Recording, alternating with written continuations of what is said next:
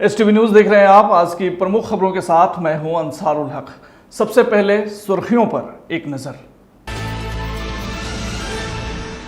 बिना परमिशन नेपाली वाहनों का भारत में प्रवेश हुआ वर्जित। रक्सौल स्थित भारत नेपाल सीमा पर मची अफरा तफरी। मोतिहारी शहर की जीवनदायिनी मोती झील के अतिक्रमणकारियों के आगे प्रशासन हुआ बेबस। प्रशासन के संज्ञान में आने के बावजूद कैचमेंट एरिया में हो रहा है निर्माण। जेडीयू का कारवान इत्तेहाद व भाईचारा यात्रा आज पहुंचा पूर्वी चंपारण। सुगौली में मंत्री अशोक सिंह से पत्रकारों ने पूछे तीखे सवाल। एसडीएफसी कॉमन सर्विस सेंटर का मोतिहारी के मीना बाजार में हुआ उद्घाटन। इसके माध्यम से गरीबों को भी मिलेगी बेहतर सुविधा। नरकटियागंज बीडीओ की अध्यक्षता में पंचायत के सभी स्वच्छता पर्यवेक्षकों के साथ हुई बैठक। पंचायत में एक राजस्व ग्राम को मॉडल के रूप में चयनित करने का दिया गया निर्देश। पटना हाईकोर्ट से जाति आधारित गणना को हरी झंडी मिलने के बाद प्रशासन हुआ एक्टिव। गणना को अंतिम रूप देने के लिए शुरू हुआ बैठकों का दौर।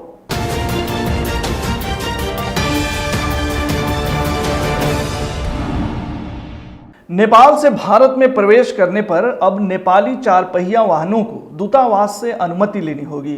गौरतलब है कि जब भारत से नेपाल में कहीं जाना होता है तो स्थानीय क्षेत्र के लिए नेपाली कस्टम से एंट्री तथा दूर जाने के लिए प्रतिदिन के हिसाब से भंसार अर्थात निर्धारित टैक्स देकर जाना होता है। लेकिन अब भारत ने भी नेपाली वाहनों को भारत में प्रवेश के लिए सख्त कदम उठाया है। खबर के मुताबिक आज रक्सौल स्थित भारत नेपाल सीमा पर उस वक्त नेपाली चार पहिया वाहन चालकों में अफरा तफरी मच गई जब नेपाल से आने वाली चार पहिया गाड़ियों को रक्सौल कस्टम के द्वारा अचानक रोका जाने लगा। मिली जानकारी के मुताबिक भारतीय महावाणिज्य दूतावास के द्वारा एक विभागीय पत्र जारी किया गया है जिसमें रक्सौल के स्थानीय प्रशासन के साथ साथ भारतीय कस्टम को यह निर्देश दिया गया है कि नेपाल से आने वाली चार पहिया गाड़ियों को भारत में तभी अंदर आने को प्रवेश मिलेगी जब उक्त वाहन के ऑनर के द्वारा महावाणिज्य दूतावास या भारतीय दूतावास काठमांडू से आवश्यक जारी कागजात होंगे। हालांकि पहले से रक्सौल तक आने के लिए नेपाली चार पहिया वाहनों को किसी तरह के पास या कागजात की जरूरत नहीं होती थी। ऐसे में जब नया नियम सख्ती के साथ लागू किया गया है तो सभी चालकों एवं मालिकों के होश उड़ गए हैं और उनके चेहरे पर परेशानी साफ देखी जा रही है। उधर नियम जारी होने के बाद सैकड़ों गाड़ियों को वापस भेज दिया गया। हालांकि यह नियम नेपाल से आने वाली दो पहिया वाहनों पर लागू नहीं है। मोतिहारी शहर की जीवनदायिनी मोती झील अपनी तमाम खूबियों के बावजूद प्रशासनिक बेरुखी के कारण अपने वजूद को बचाने के लिए जद्दोजहद कर रही है। झील के विकास के लिए दावे तो बहुत सारे किए जाते हैं पर हकीकत यह है कि यह झील दिन प्रतिदिन अतिक्रमणकारियों की बुरी नीयत के कारण सिकुड़ती जा रही है और इसकी आत्मा मर रही है। हालांकि हाईकोर्ट के हस्तक्षेप के बाद झील के विकास को लेकर शहरवासियों को एक उम्मीद की किरण नजर आई है, लेकिन धरातल पर जो चीजें देखने को मिल रही हैं वह हैरान कर देने वाली हैं। हम आपको बता दें कि झील की आत्मा को जिंदा रखने के लिए सबसे जरूरी है कि इसके अवरुद्ध हो चुके जल प्रवाह को पुनर्जीवित करने के लिए इसके कैचमेंट एरिया को खाली कराना और जल प्रवाह सुनिश्चित करना। गौरतलब है कि इसके लिए हाईकोर्ट ने भी आदेश दे रखा है, लेकिन बावजूद इसके मोती झील के कैचमेंट एरिया को खाली करवाना तो अलग बात है। हकीकत यह है कि यहाँ आज भी अवैध निर्माण जारी है। बंजरिया अंचल अधिकारी ने इस बाबत 1 अगस्त को सदर एसडीएम को एक पत्र लिखकर अवगत भी कराया है, लेकिन दुर्भाग्य की बात है कि इसके बावजूद प्रशासनिक लापरवाही बरकरार है। इस पूरे मामले पर पटना हाईकोर्ट में मोती झील को लेकर पीआईएल दाखिल करने वाले एडवोकेट कुमार अमित इस वक्त हमारे साथ मौजूद हैं। आइए उनसे बात करते हैं। अमित जी, आप इस पूरे मामले को किस रूप में देख रहे हैं? एक तो बड़ी कामयाबी मिली थी, पूरे चंपारण के लोगों ने बहुत हर्ष जताया था कि हाईकोर्ट के हस्तक्षेप हुआ है तो इसके बाद मोती झील को जो दुर्दशा है वो बदलेगी और इसके विकास के लिए बहुत सारे कार्य देखने को मिलेंगे। लेकिन ये जो कैचमेंट एरिया की बात खास तौर से कही गई थी वो वहाँ पे कैचमेंट एरिया को खाली करवाने की बात तो अलग है, वहाँ पे अवैध निर्माण बताया जा रहा है कि लगातार जारी है। इस बाबत मैं ये बताना चाहूँगा कि मोती झील के को अतिक्रमण मुक्त कराने के लिए माननीय उच्च न्यायालय में बिहार राज्य के मुख्य सचिव ने एक पर्सनल एफिडेविट किया है, जिसमें उन्होंने बताया है कि मोती झील को रिचार्ज करने वाला जो रतनपुर नहर है वो कम्प्लीटली इनक्लोज्ड है। और उन्होंने जल संसाधन विभाग के सचिव के माध्यम से भी ये भी बताया है कि जब तक उसको अतिक्रमण मुक्त नहीं कराया जाएगा तब तक जो है मोती झील का पुनरुद्धार नहीं हो सकता है। अब रही बात की कैचमेंट एरिया की, तो ऑब्वियसली माननीय उच्च न्यायालय के निर्देश के आलोक में इन लोगों को जो भी प्रशासनिक पदाधिकारी हैं उनको कार्रवाई तो करनी है। तो सबसे पहले तो ये जरूरी है कि ये पता कर लिया जाए कि एक तो डेफिनेटली रतनपुर चैनल का एक मैप होगा, एक नक्शा होगा, और उसके अभिलेखागार में कागजात होंगे कि कौन सा सरकारी ज़मीन है, कौन सा रैयत ज़मीन है। तो जो सरकारी ज़मीन है उसको तो अतिक्रमण मुक्त कराया जाना जरूरी है, पहली बात। दूसरी बात कि जैसे कि बताया जा रहा है कि कैचमेंट एरिया में, और जैसा हम लोग देख रहे हैं बहुत सारे मकान हैं, तो हम लोग सीधे तौर पे ये नहीं कह सकते कि वो पूरा का पूरा अतिक्रमण ही है। अगर किसी का रैयती ज़मीन है और किसी का मालिकाना हक है, उनके कागजात दुरुस्त हैं, तो डेफिनेटली वो अपने कागजात को प्रशासन के सामने रखेंगे, प्रशासन उसकी जांच परख करेगी और नैसर्गिक न्याय के सिद्धांतों के नैसर्गिक न्याय के सिद्धांतों के तहत उनकी कार्रवाई उनकी सुनवाई की जाएगी, उनका पक्ष जाना जाएगा।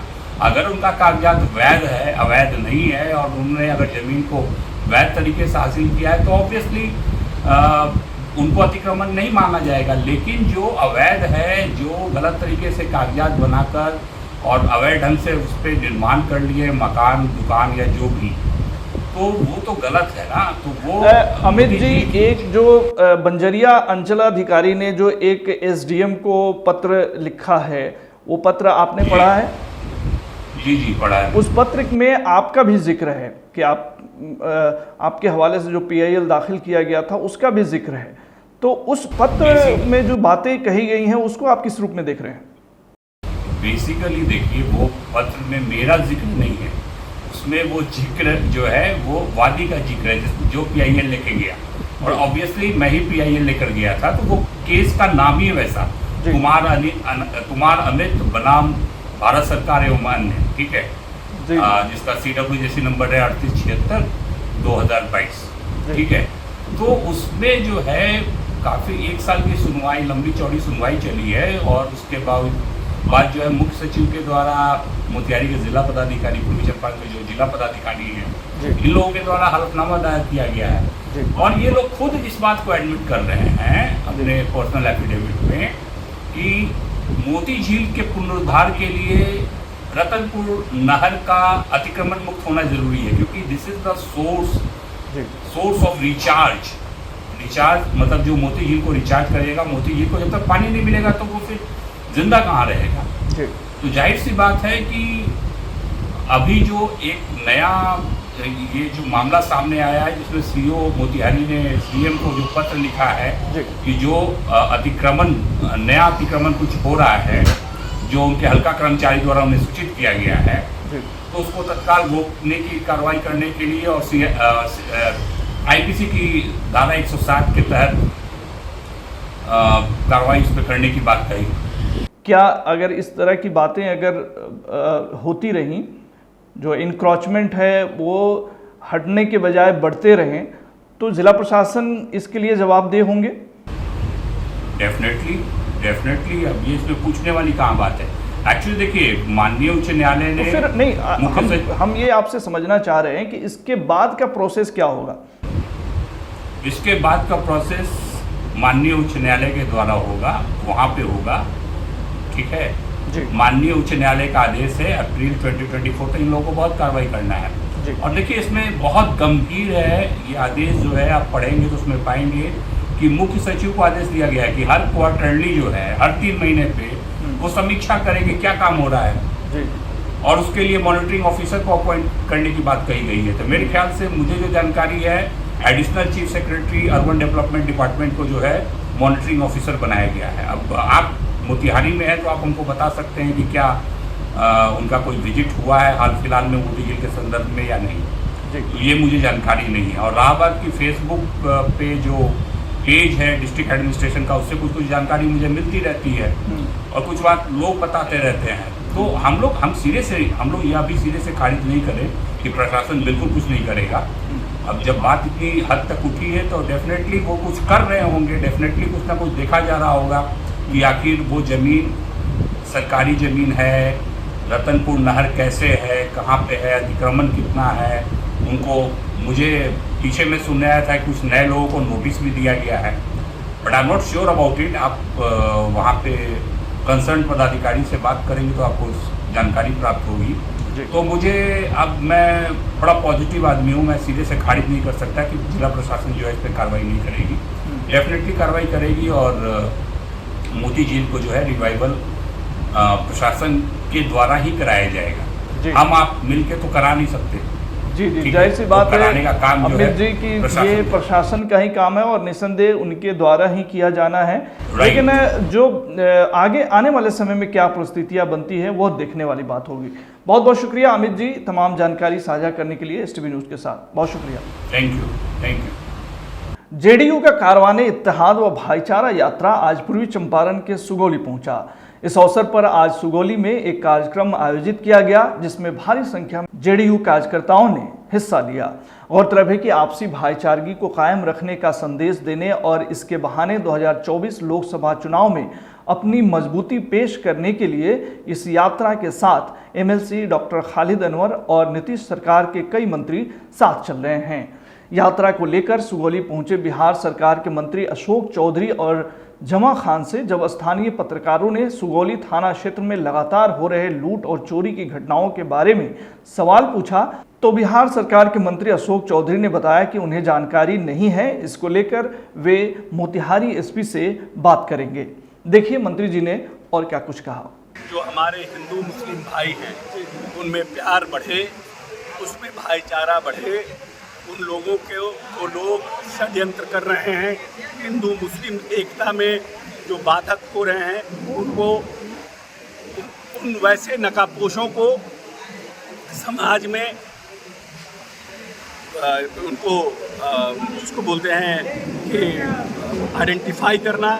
उन लोगों के लिए जो हिंदू में भी कुछ लोग हैं और मुसलमानों में भी कुछ लोग हैं जो तफरका पैदा करना चाहते हैं, वैसे लोगों को का पर्दाफाश करना और अमन चैन के साथ बिहार को 21वीं सदी में नीतीश कुमार के नेतृत्व में ले जाना। सर, सुगौली में आपराधिक घटनाएं बढ़ गई है, लेकिन पुलिस नाकाब साबित हो रही है। सरकार की क्या 2 दिन के अंदर में सर 2 बार लूट हो गया। एसपी साहब से बात हुई। देखिए, अनऑर्गेनाइज क्राइम हर जगह होता है, लेकिन वैसे लोगों को चिन्हित करके पकड़ा जाता है और उनको संविधान के तहत वो। आपका सरकार है और सुगौली में सबसे अधिक शराब बिकता है। हमको जानकारी नहीं है। एसपी डीएम साहब से बात करेंगे। मोतिहारी के मीना बाजार स्थित लंबोदर मुखर्जी गली के डिजिटल इंडिया शॉप में एचडीएफसी कॉमन सर्विस सेंटर का उद्घाटन मेयर प्रीति गुप्ता के द्वारा किया गया। मेयर प्रीति गुप्ता ने आज फीता काटकर इसका उद्घाटन किया। मौके पर सीएससी केंद्र के संस्थापक खुर्शीद आलम ने बताया कि यहां कॉमन सर्विस सेंटर से बैंक खाता, बचत खाता, करंट अकाउंट, सभी प्रकार की फाइनेंस, गाड़ी लोन, होम लोन इत्यादि की सुविधाएं दी जाएगी। इससे खासकर गरीब लोगों को काफ़ी सुविधा मिलेगी। इस मौके पर एचडीएफसी के एरिया हेड ध्रुव नारायण, सुधांशु कुमार, विकास सहनी आदि मौजूद रहे। ये सीएससी के थ्रू एक बीसी मिला है एचडीएफसी का और इसमें सारी सुविधाएं हैं। सुविधाएं में है क्या कि इसमें बैंक ओपनिंग है, सेविंग है, करंट है और फाइनेंस हर तरह का है, गाड़ी फाइनेंस है, होम लोन है और भी उसमें बहुत सारी एटीसी वर्क है, लेकिन वो सारी फैसिलिटीज़ भी उसमें मिलेगी। और सीएससी के थ्रू भी हम लोग बहुत सारी फैसिलिटीज़ यहाँ पे देते हैं, जिसमें जो गरीबों के लिए है और छोटे छोटे काम होते हैं इसमें, और इसके अलावा और भी बहुत सारी काम हैं। नरकटियागंज प्रखंड के चार्ज सेंटर पर बुधवार को बीडीओ सतीश कुमार की अध्यक्षता में पंचायत के सभी स्वच्छता पर्यवेक्षकों के साथ एक बैठक की गई। इस दौरान सभी कर्मियों को बीडीओ ने निर्देश दिया कि प्रखंड अंतर्गत प्रत्येक पंचायत में एक राजस्व ग्राम को मॉडल के रूप में चयनित किया जाए। इसके लिए सभी स्वच्छता पर्यवेक्षक आज से ही इस अभियान में जुट जाएं। वहीं मौके पर लोहिया स्वच्छ बिहार अभियान के प्रखंड समन्वयक राम विनय प्रसाद ने कहा कि जिन पंचायतों में घर घर कचरा उठाव का कार्य शुरू हो गया है, अब वहां घर घर से स्वच्छता शुल्क लेना है। उन्होंने कहा कि प्रत्येक घर से 30 रुपये मासिक शुल्क लिया जाएगा। इसके साथ ही सभी कर्मी प्रत्येक शुक्रवार को पंचायत में स्वच्छता कर्मियों के साथ बैठक करेंगे तथा गांव में लोगों को सूखा और गीला कचरा के बारे में जागरूक करेंगे। स्वच्छता के क्षेत्र में मॉडल राजस्व ग्राम को चुना जाना है। हालांकि प्रखंड स्तर पर भबटा पंचायत को मॉडल के रूप में चयनित किया गया है। बैठक के दौरान स्वच्छता पर्यवेक्षक मुकेश ठाकुर, विवेक वर्मा, शिव कुमार, विजय प्रसाद आदि उपस्थित रहे। प्रत्येक पंचायत के हर एक राजस्व ग्राम को एक राजस्व ग्राम को मॉडल के प्रारूप में विकसित किया जाना, जिसमें जिला से या स्टेट स्तर से कोई भी टीम आके जांच कर सकती है कभी भी। इसमें लाभुक से डायरेक्टली पूछेगी कि इस डस्टबिन में कौन से कचरा रखा जाता है। अगर लाभुक संतोषजनक जवाब नहीं देता है तो कार्रवाई स्वच्छता पर्यवेक्षक पर की जाएगी। इससे बचने के लिए सभी कोई कल से मुहिम चलाना हम लोग शुरू करवाना है। अभी तक सर कितने पंचायत में चयन योजना चलाई? 16 पंचायत में शुरू हुआ है।